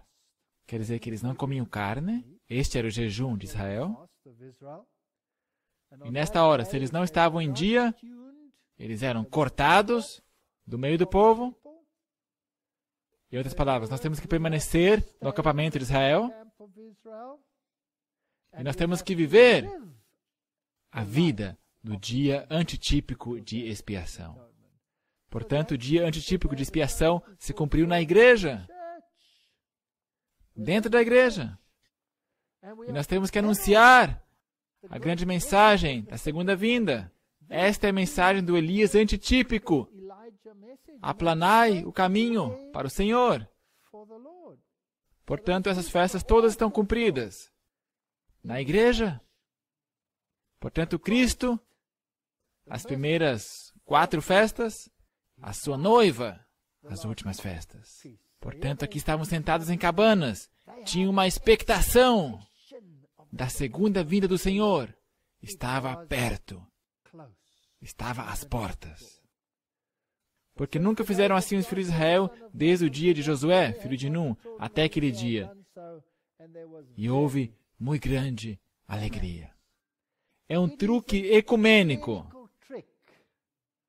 de tentar coagir os filhos de Deus hoje, de se emaranhar novamente no tipo e no sistema judeu de adoração, em vez de reconhecer o antítipo que esta igreja representa. O capítulo 9 fala de arrependimento, confissão e separação. Se você ler, se você entender, se você se arrepender, se você tiver alegria por acolher essa mensagem, então isso faz parte do jogo. Tem que haver separação. E no dia 24 desse mês, ajuntaram-se os filhos de Israel com o jejum e com sacos. E a descendência de Israel se apartou de todos os estrangeiros. Bem quisera que cada um de nós orasse sobre seus joelhos dia e noite, para que isso aconteça. Porque quando isso acontecer, Deus vai operar poderosamente. E fizeram confissão pelos seus pecados e pelas iniquidades de seus pais. Levantando-se no seu lugar, leram no livro da lei do Senhor, seu Deus, uma 4ª parte do dia, e na outra 4ª parte fizeram confissão e adoraram ao Senhor, seu Deus. Olha, Fascinante! Agora, vamos dar uma olhada em algumas coisas que eles descobriram. Neemias 9, verso 6. Deus o Criador. Só Tu és Senhor. Tu fizeste o céu dos céus, e todo o seu exército, a terra e tudo quanto nela há. O selo de Deus. Os mares e tudo quanto neles há. Tu os guardas com vida a todos, e o exército do céu te adora. Agora uma pergunta. 6 dias. É isso que nossa igreja representa. Não importa o ridículo de Tobias e Sambalate e seus amigos. 6 dias. Deus é o Criador, e eu sou seu pela redenção, eu sou seu por criação. Obviamente, a lei e o sábado. E sobre o monte Sinaí desceste, e dos céus falaste com eles, e deste-lhes juízos retos, e leis verdadeiras, estatutos e mandamentos bons, e o teu santo sábado lhes fizeste conhecer. Esta é a mensagem do Advento, sim ou não? É a mensagem do Advento. Preceitos, estatutos e lei lhes mandaste pelo ministério de Moisés, teu servo. Nós lemos na Review and Herald, precisamos de Neemias, que acordem o povo para verem quão longe estão de Deus pelas suas transgressões. O poder papal pretendeu poder mudar a lei de Deus, instituindo um dia de descanso para o mundo e para a cristandade. E este sábado falsificado é exaltado e venerado, enquanto o sábado de Jeová é pisado por profanos pés. Mas irá Deus degradar a sua lei para se conformar com o padrão do homem? Aceitará ele uma instituição feita por homens no lugar do sábado que ele santificou e abençoou? Não. A conveniência e o benefício do homem não deve suplantar os requerimentos de Deus, pois ele é um Deus zeloso. Esta é a nossa mensagem. Isto é adventismo. Faz-se necessária uma reforma de sábado entre nós, que professamos observar o santo dia de descanso de Deus. Alguns discutem seus assuntos de negócios. Será que nós fazemos isto? E fazem planos no sábado, e Deus olha para isso do mesmo jeito, como se estivessem de fato envolvidos na transação ou negócio. Outros, que estão bem familiarizados com o fato de o 7º dia ser o sábado, entram em parceria com homens que não têm respeito pelo santo dia de Deus. Isto é doloroso. E se você está em parceria com alguém, e este alguém abandona a verdade, você tem que abandonar esse parceiro. Um observador do sábado não pode permitir que homens de seu negócio, pagos com seu dinheiro, trabalhem no sábado. Eu tenho visto isso em nossa igreja. Eu tenho visto isso. Eu fui convidado a algumas casas para pregar nos sábados, onde os empregados continuavam trabalhando no sábado para preparar tudo. Nós temos que levar isso a sério. Em igrejas e grandes encontros ao ar livre, ministros irão encorajar o povo sobre a necessidade de guardar o primeiro dia da semana. Isso aí está a caminho. Há catástrofes em terra e mar, e essas calamidades vão aumentar, um desastre seguindo o outro de perto, e o pequeno grupo dos conscienciosos guardadores do sábado serão apontados como aqueles que trazem a ira de Deus sobre o mundo por sua desconsideração pelo domingo. Já está acontecendo. Já está acontecendo em vários países. Isso que está descrito aqui. Redenção, Espírito, pão e água. Tudo isso aí está no livro de Neemias. Porém, eles e nossos pais se houveram soberbamente, endureceram sua cerviz, e não deram ouvidos aos teus mandamentos. E recusaram ouvir-te, e não se lembraram das tuas maravilhas que lhes fizeste. E endureceram a sua cerviz e sua rebelião. Levantaram um capitão, a fim de voltarem para a sua servidão. Porém tu, ó Deus perdoador, clemente e misericordioso, tardio em irar-se, em grande beneficência, tu não os desamparaste. Será que o mesmo se aplica a nós, sim ou não? Nós mencionamos algumas coisas na igreja que não estão corretas, mas ele não nos abandona. Esta ainda é a sua igreja remanescente. Ainda mesmo quando eles fizeram para si um bezerro de fundição, nós temos feito bezerros de fundição. E mais que um. Todavia, tu, pela multidão das tuas misericórdias, não os rejeitaste no deserto. Neemias 9, verso 20, e deste o teu bom espírito para os ensinar, o maná, a água, o pão da vida, a água da vida, não lhes faltou nada, as suas roupas não se envelheceram e os seus pés não se incharam. Tem você passado por milagres assim? Você já experimentou essas maravilhas? Eu já passei por milagres assim. Quando eu me uni a essa igreja. E por aceitar a verdade, perdemos tudo. Eu não posso crer que os pneus do meu carro não se gastavam. Eu rodei 186 mil quilômetros com um conjunto de pneus. Eu não tinha dinheiro para comprar outros. Eles simplesmente continuavam funcionando. O Senhor permitiu que continuassem. E olhando para trás agora, eu reconheço que isso era uma impossibilidade. Nenhum pneu aguenta isso. Mas eles aguentaram. As pessoas recebiam sonhos. E eu recebi apoio quando eu pensava que eu não poderia ir e fazer esse evangelismo. Mas quando meus pés pisaram no Jordão, aconteceram coisas incríveis. Apesar de sua maldade e teimosia, mas pela tua grande misericórdia, os não destruíste nem desamparaste. Porque és um Deus clemente e misericordioso. Há pessoas demais que dizem, nós abandonamos a igreja por causa de todo o mal que há nela. Não, esta ainda é a igreja de Deus. E todavia fizemos uma firme aliança, e o escrevemos, e selaram-no. Separar, guardar o sábado, devolver dízimos. São tudo coisas que nós temos que fazer corretamente na igreja.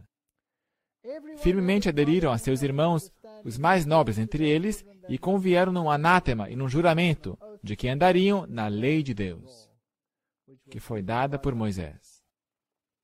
Portanto, a nossa igreja tem que fazer uma aliança de corrigir o que está errado. E que não daríamos as nossas filhas aos povos da terra, nem tomaríamos as filhas deles para os nossos filhos. Isso aí é duro. Isso é difícil. E que trazendo os povos da terra no dia de sábado qualquer mercadoria e qualquer grão para venderem, nada compraríamos deles no sábado, nem no dia santificado, e no 7º ano deixaríamos descansar a terra, e perdoaríamos toda e qualquer dívida. E que traríamos as primícias e que pagaríamos os dízimos. Se nós não devolvemos o dízimo, como é que podemos esperar as bênçãos de Deus? Na minha própria vida, quando eu entrei para esta igreja, e quando eu ouvi falar sobre o sistema dos dízimos, eu pensei comigo mesmo, eles são uma máquina de fazer dinheiro. Eu não vou pagar o dízimo. Eu preciso do meu dinheiro, eu já ganho pouco, e não posso me dar o luxo de pagar 10%. Deixa quieto. E eu fui para o meu dia, e minha consciência trabalhou e me incomodou. E conversei com minha esposa, e, era uma pessoa rebelde. Então eu me sentei naquela noite, e eu disse, ok, se é que eu tenho que pagar dízimo, agora estamos à mesa com a minha esposa. Era hora do almoço. Nós não tínhamos uma caixa postal lá na rua. O carteiro vinha e jogava a carta para dentro da porta, tinha uma fenda. Estávamos lá sentados à mesa e falei para minha esposa, ok, se Deus quer que eu pague o dízimo, Ele vai ter que me mostrar que eu tenho que pagar dízimo. E eu calculei um pedacinho de papel quanto que seria a quantia de dízimo de acordo com 2 fórmulas. Você sabe, nós temos mais de uma fórmula para calcular nosso dízimo. Uma fórmula que é mais favorável para nós e uma que é mais favorável para com Deus. E há muitas coisas que você pode incluir na equação. Por exemplo, a sua aposentadoria. Bem, isso aí é uma entrada futura. E por isso eu posso deduzi-la. E esse benefício, e aquele acréscimo, aquilo lá não recebo. Então eu fiz uma longa lista e concluí que as 2 somas eram bem além das minhas capacidades. Portanto, eu não iria pagar o dízimo. Mas havia 2 números, com a precisão chegando aos centavos. E eu disse, se Deus quer que eu pague dízimo, Ele vai ter que me mostrar. E minhas palavras congelaram. Você pode perguntar para minha esposa. Aconteceu. Veio uma carta voando para aquela porta. A gente viu. Era o carteiro. Normal. Vou lá pegar a carta. O meu pai tinha morrido mais do que 1 ano atrás. O testamento tinha sido elaborado, todas essas coisas. Tinha coisas interessantes que aconteceram lá também, mas isso não faz parte dessa história. E essa era uma carta de um advogado sobre taxas que nós pagamos. Ele disse, nós descobrimos depois de 1 ano conferindo nossos livros que nós fizemos um erro e nós te cobramos demais. Aqui está um cheque pelo que nós te cobramos demais. E eu peguei esse cheque e pasmem. Com a precisão dos centavos. Exatamente, infelizmente para mim, a soma mais alta. Exatamente.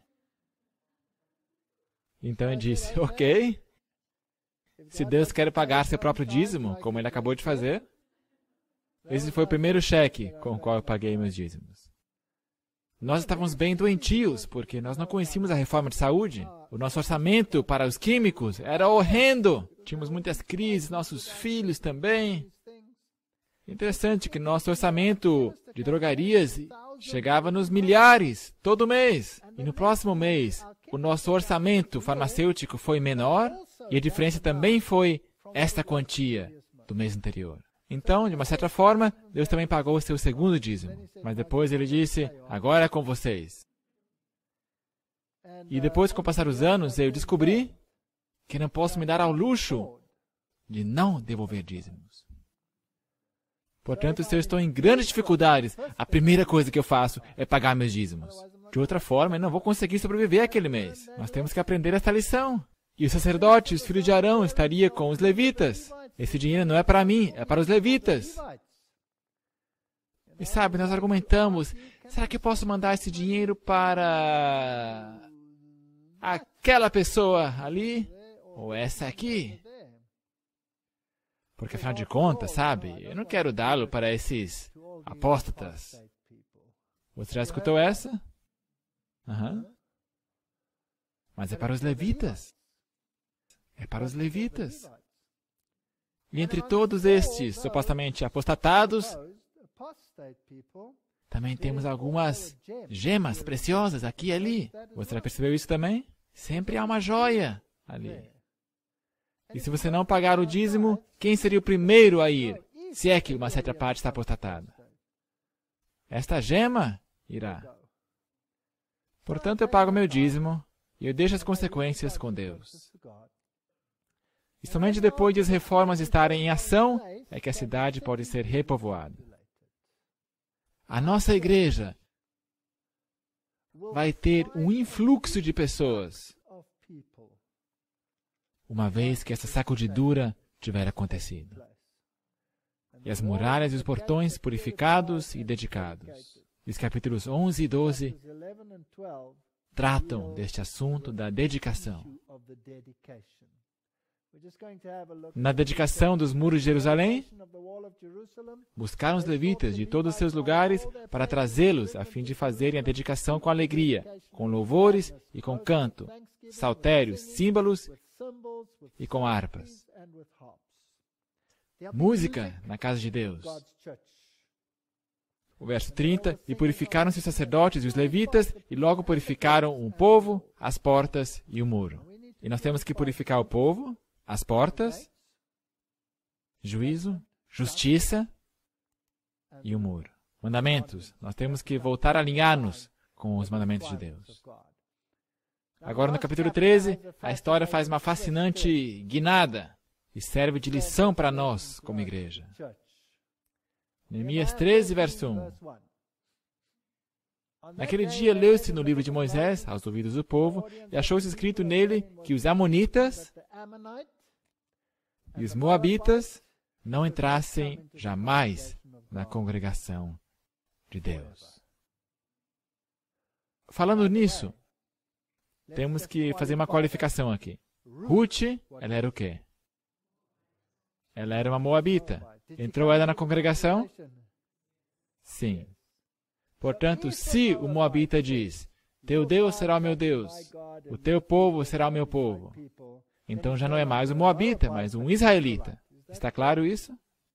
Só por via das dúvidas. Mas um amonita ou moabita, que é um amonita ou que é um moabita, jamais deve entrar na congregação de Deus. Não pode haver transigência com o sincretismo. Ou é verdade, ou é erro. Porquanto não tinham saído ao encontro dos filhos de Israel com pão e água, antes contra eles assalariaram a Balaão. Sucedeu, pois, que ouvindo eles esta lei, apartaram de Israel toda a mistura de gente. A multidão mista, aqueles que constantemente vão contra o que Deus está dizendo, que se recusam a praticar os seus requerimentos, e nós já passamos por essa tipologia, nós não vamos repeti-la. Eles vão se apartar, eles serão separados, isso vai acontecer em nossa igreja. Agora, antes disso, e agora, preste bem atenção, Eliasibe, sacerdote que presidia sobre a câmara da casa do nosso Deus, se tinha aparentado com Tobias. Temos aqui uma infiltração. Ele estava aliado e era um sacerdote. E era supervisor da câmara da casa de Deus. Esse é o coração da igreja. E fizeram ali uma câmara grande. Não um lugarzinho pequeno. Não um lugar no cantinho. Uma câmara grande. Aonde?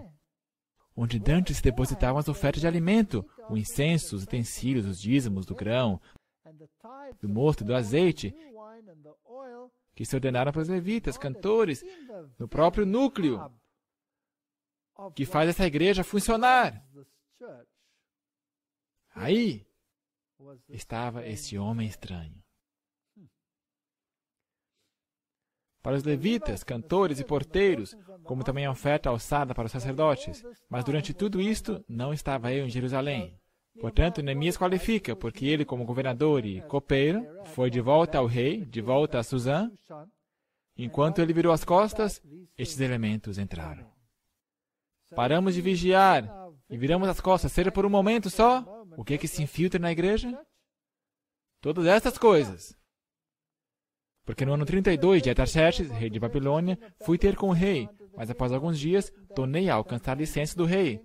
E voltando a Jerusalém, compreendi o mal que Elisabe fizera para Tobias, fazendo-lhe uma câmara nos pátios da casa de Deus. Tobias, o inimigo de Deus, que tem todas estas conexões, ele é uma igreja irmã com o povo de Deus. Não se encontra, nesse momento, do lado de fora, escrevendo cartas, mas aonde está ele? Na igreja. Será que vai acontecer isso nos últimos dias? Temos nós preparado um lugar para Tobias? Não qualquer lugarzinho, uma câmara grande. Talvez no próprio centro de comando, onde tudo acontece e onde as transações financeiras acontecem, justo ali, no coração da igreja. Será que temos um Tobias? E muito me desagradou, de sorte que lancei todos os móveis da casa de Tobias fora da câmara. Se nós não limpamos a nossa igreja do Tobias, estamos em transgressão da lei de Deus. Fora, fora. E ordenando eu, purificaram as câmaras. Limpe-as. Não somente tire as coisas. Faça uma faxina. E tornei a trazer para ali os utensílios da casa de Deus, com as ofertas de alimentos e o incenso. Também entendi que os quinhões dos levitas não se lhes davam. Uau! Será que o dízimo ainda era pago? Será que talvez o dízimo não era usado corretamente? Sim. Quem nesse caso é responsável? Eu, que não pago o dízimo, ou eles, que empregam mal esse dinheiro? Eu pago meu dízimo. Eu pago meu dízimo. Todo mês, eu pago meu dízimo. Pode ser que não o deem aos levitas? Pode acontecer? Agora, isso não é um fenômeno universal, acontece aqui e ali. E nós, como povo, geralmente ficamos muito indignados quando escutamos coisas assim. E queremos reter o nosso dízimo. Mas não faça isso. Então contendi com os magistrados e disse: por que se desamparou a casa de Deus? Porém, eu os ajuntei e os restaurei no seu posto. O Espírito Santo vai purificar esta igreja. E todo Judá trouxe os dízimos do grão, do mosto e do azeite aos celeiros, e por tesoureiros pus sobre os celeiros a Selemias, os sacerdotes, menciona a todos, porque foram achados fiéis. Precisamos de trabalhadores fiéis na igreja. E lhes encarregou a eles a distribuição para os seus irmãos. Por isso, Deus meu, lembra-te de mim, e não risques as beneficências que eu fiz à casa de meu Deus e as suas observâncias. Naqueles dias vinham em Judá os que pisavam lagares ao sábado, e traziam feixes que carregavam sobre os jumentos, como também vinho, uvas e figos, e toda espécie de cargas que traziam a Jerusalém no dia de sábado. O sábado é tido em pouca monta, diz o Espírito de Profecia. É tratado com leviandade. E protestei contra eles no dia em que vendiam mantimentos. E também habitavam em Jerusalém tírios, todos esses negociantes, que traziam peixe e todo tipo de mercadoria, que vendiam no sábado aos filhos de Judá. E contendi com os nobres de Judá, e lhes disse: que mal é este que fazeis, profanando o dia de sábado? É isso que está acrescentando ira sobre Israel, profanando o sábado. Eu ordenei que as portas fossem fechadas. E assim os negociantes, os comerciantes, ficaram acampados ao redor de Jerusalém, por uma vez ou duas. Então ele os adverte. E protestei, pois, contra eles, e lhes disse: por que passais a noite defronte do muro? Mandou que os levitas se purificassem e viessem guardar as portas para santificar o sábado. Esse é um assunto sério. Nós não podemos pregar uma coisa e viver outra. Vi também naqueles dias judeus que tinham casado com mulheres asdoditas, amonitas e moabitas. E seus filhos falavam meio asdodita e não podiam falar judaico. Quer ver isso num contexto moderno? Temos pessoas que têm mais ideias evangélicas do que ideias adventistas. Não conseguem falar a linguagem adventista, só conseguem se comunicar na linguagem evangélica, que torna o pecado obsoleto e leva em pouca monta a lei de Deus, dizendo: Deus não vai ver, Deus não vai escutar. Largar isso para fora de nosso sistema. Só uma língua, só uma verdade. E contendi com eles, os amaldiçoei, espanquei alguns deles, e lhes arranquei os cabelos. Ups! Ele foi duro. Lhes fiz jurar por Deus, dizendo: não dareis mais vossas filhas e seus filhos, e não tomareis mais suas filhas, nem para vossos filhos, nem para vós mesmos. Porventura não pecou nisso Salomão, com todas as mulheres estrangeiras que o fizeram pecar? Ele colocou isso num patamar tipológico. O que é mulher nesse engaste? As outras igrejas. Não temos nada que ver com elas, separem-se. Não temos nada que ver com elas. A única coisa que temos que ver com elas é dar um exemplo de viver correto. Trazer-lhes um evangelho de salvação em Cristo e obediência a seus requerimentos. Esse é o nosso dever. Não podemos descer do muro. E um dos filhos de Joiada, filho de Elisabe, o sumo sacerdote, era genro de Sambalate. Oh, pior ainda! O Oronita, por isso afugentei de mim. Lembra-te deles, Deus meu, pois contaminaram o sacerdócio. Tipologia, como também a aliança do sacerdócio e dos levitas, e os limpei de todo o estrangeiro. Temos que sair e nos separar. E designei os cargos dos sacerdotes e dos levitas, cada um na sua obra, como também para com as ofertas de lenha em tempos determinados, e para com as primícias. Lembra-te de mim, Deus meu, para bem. Quando, pois, vides que a abominação da desolação, de que falou o profeta Daniel, está no lugar santo, quem lê, entenda. Limpou aquele lugar de todos os mercadores, mas trazem um sábado de volta numa natureza comercial. Comprar e vender. seu falso sábado. Agora, a expulsão do genro de Sambalate provavelmente levou à construção do templo cismático dos samaritanos no Monte Gerizim. Isso é interessante.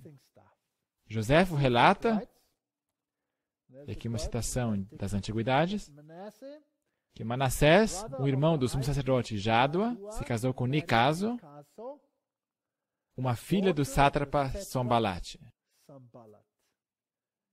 Ele era um cuxita e foi excluído do sacerdócio porque quem que o excluiu?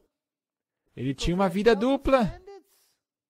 Ele tinha duplas normas. Aqui ele estava com Sambalate, praticando o sincretismo na igreja. Ele estava no sincretismo, praticando o sincretismo. Quando excluído do sacerdócio, ele estabeleceu a adoração no templo do Monte Gerizim, com a ajuda de seu sogro.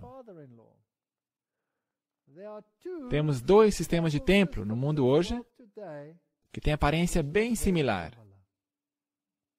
Um é baseado sobre o sincretismo e um desrespeito por todos os requerimentos da lei de Deus, sendo o sábado pivotal. Então você tem a igreja verdadeira, que tem que ser limpada desse sincretismo ecumênico. Tem que ser apartada. Tem que estar separada desse sistema. A salvação vem dos judeus, não vem de Samaria. Jesus os deixou de lado e falou que a salvação vem dos judeus. Agora, ele pregou para eles. Ele lhes apresentou a verdade. Mas ele disse, a salvação vem dos judeus. Da mesma forma, a mesma coisa acontece no antítipo. Não podemos ter parte na adoração do Monte Gerizim. Isso não está de acordo com o sistema de Deus. Portanto, o sistema religioso dos saduceus era similar àquele dos samaritanos. Agora, os saduceus desapareceram do palco da história. Mas o que os samaritanos criam e o que os saduceus criam estava em harmonia. Agora, os saduceus, e preste bem atenção nisso, os saduceus não criam em morte e ressurreição. Não criou Paulo um tumulto ali quando ele lançou essa por meio da multidão? Eles não criam em morte e ressurreição. Eles criam que quando você morre, você vai para o seio de Abraão. Ou você vai para um lugar bem quente. E eles não criam em demônios. Eles criam em espíritos que voltavam após a morte para se comunicarem. Desculpe, quem que crê nisso hoje? Cada uma dessas doutrinas. Quem que não crê na imortalidade condicional da alma? Quem que crê que quando você morre, você vai ou para o céu ou para o inferno? E também crê que é justificável se comunicar com o mundo dos espíritos? Quem que crê nisso hoje? Porventura não são todas as igrejas aí fora? Há uma separação total. Não temos nada que ver com a adoração no Monte Gerizim. Tem que ser removidos. Não há possibilidade de um sincretismo. Portanto, o que os saduceus criam era bem similar àquilo que os samaritanos criam. Não acreditavam na ressurreição, mas numa vida após a morte, no céu ou no inferno. Eles celebravam o Pasch sempre no domingo. Eles diziam, porque é o que vem depois do 7º dia. Depois do 7º dia. Mas os fariseus calculavam Pasch de acordo com a posição da lua nova. E eles eram conhecidos como 4 décimos. Eles o celebravam no dia 14 de Nisan. E, portanto, indiretamente, são responsáveis pela adoração no domingo. E Simão Mago, ele era samaritano, vestido com uma roupagem de cristianismo, e depois ele se tornou sumo sacerdote de Nero, em Roma. E porventura não temos um Simão Mago antitípico hoje, que é a Petra, e por isso é chamado de sucessor de Simão. Petra, Pedro. Os dois sistemas até hoje estão trombando um contra o outro, Sambalate ainda grita e Tobias está sentado no templo. Tobias, você não tem direito no templo do Deus vivo. O Espírito Santo vai te remover. Assim os limpei de todo estrangeiro.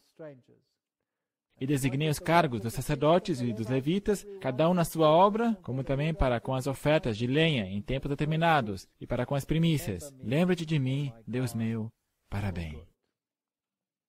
E quero terminar com esta citação. Espírito de profecia, serviço cristão. A maior e mais urgente de todas as nossas necessidades é o reavivamento da verdadeira piedade entre nós. Buscá-lo deve ser nosso primeiro trabalho. Que Deus nos auxilie ao estudarmos essas tipologias e a reconhecer que nós somos o cumprimento de todas elas. Mas se nós somos o cumprimento de todas elas, não olhemos somente para o lado negativo, mas para o lado positivo, porque na tipologia houve uma purificação.